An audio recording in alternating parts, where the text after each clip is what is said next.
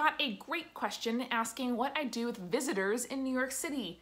What a wonderful question! Hopefully those who are visiting New York City or those who live here and are looking for new ways to entertain guests, because sometimes your old routines get old, I hope you can enjoy. So I went to NYU for college, and even before I attended there as an undergraduate student, I loved that neighborhood. I would hang out in Washington Square Park all the time whenever I wasn't seeing shows, take trains into the city, and bum around the village. It's a wonderful neighborhood, so typically if I'm meeting guests in, let's say, Penn Station, which is often where people will come if they're staying in New Jersey or Long Island or a hotel around Midtown, I'll walk them down the High Line. This is a beautiful elevated railroad track that was turned into a park and stretches from 34th Street all the way down to about 14th Street. It's iconic, it's really beautiful, it's a nice short walk compared to others you can do in Manhattan, and it terminates in the Whitney Museum. So this is a really lovely museum of American art. If people are museum goers or they want to stop by, it has a little cafe, it has a cute bookstore, so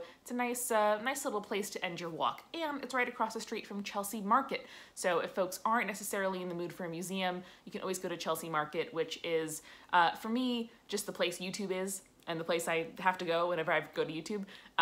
But it's nice, it has a bunch of little food options and some good shopping. From there, I love to walk people through the West Village, so this is how you get from the way west side where the High Line is toward more central parts of lower Manhattan and, more to the point, the subways. The West Village is winding and tree-lined with beautiful brownstones, and if people have ever seen Sex and the City, it is often evocative of that show for them, so it's a nice place to walk people through. And most of my particular haunts, the bars I like to go to, the restaurants that are my favorite independent bookstores are down in the East Village and Soho. So if I walk people kind of along all those routes, that's kind of where I like to show off my version of New York. But sometimes visitors want to see touristy stuff, so I will again meet them by Penn Station or Grand Central, depending on where they are staying, and walk them through Midtown. So I like to hit Times Square, ideally off-peak, like early in the morning is a good time to visit Times Square, and after midnight. This is very surprising, by the way, for someone who grew up in New York in the 90s, because as a kid I was not allowed west of 8th Avenue. And I was not allowed in Manhattan at all past 10 p.m. So it always makes me laugh when I'm like, let's just stop by Times Square at 1 in the morning. It is really amazing to see it at night because it looks like daytime. You see your hand in front of your face as if it's in full sunlight, but instead it is the light of millions of LEDs. So that is pretty impressive and a good destination if you are coming out of a show or coming out of a late dinner or drinks.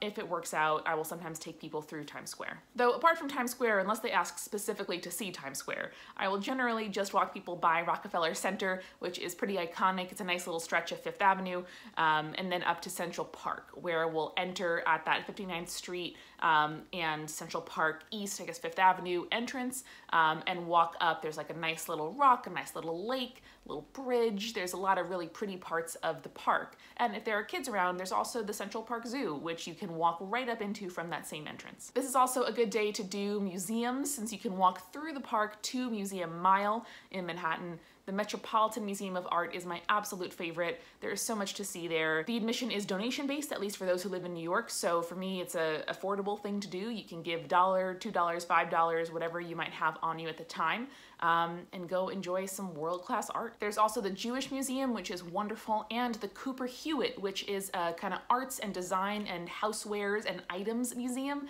It basically is like the Antiques Roadshow come to life. It is my absolute favorite. I used to live right near there. Unfortunately, I moved away just when the museum was starting to open, but one of my favorite activities was to go on a run in Central Park and then make myself look slightly presentable by putting on a windbreaker or a new t-shirt, and to go to either the Met or the Cooper-Hewitt, because it is just so lovely. It has a really nice garden where you can kind of get coffee and hang out.